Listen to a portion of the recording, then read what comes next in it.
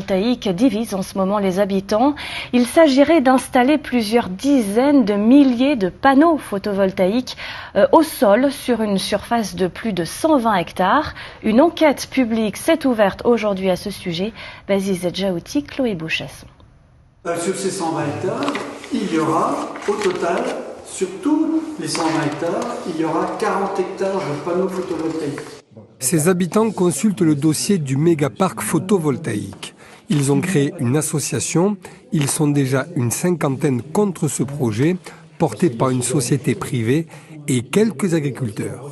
Quand on a un espace libre, tout d'un coup, vous avez 130 hectares qui sont clôturés, forcément ça aura un impact. On a des impacts d'un point de vue visuel et on a des impacts d'un point de vue sonore. Ça fait beaucoup pour un seul projet qui n'est pas petit, quoi. Déjà qu'on a, avec les éoliennes, là, en hauteur, tu as un truc, là, tu imagines, on va se retrouver quoi, avec des panneaux qui font quoi, 2,50 m? Avec plus de 150 000 panneaux prévus et une surface totale de 123 hectares, le parc serait surdimensionné selon eux. Un avis que ne partagent pas ces agriculteurs. En tout, ils sont 6 propriétaires à porter le projet. Ils défendent cette solution face au changement climatique et la baisse de leurs revenus. Les panneaux occuperont 50 hectares et le reste sera dédié au pâturage et 500 brebis.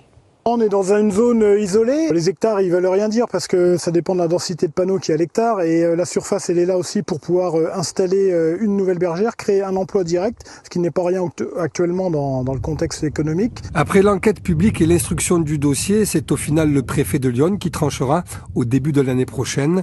Ce mégaparc photovoltaïque pourrait voir le jour en 2028.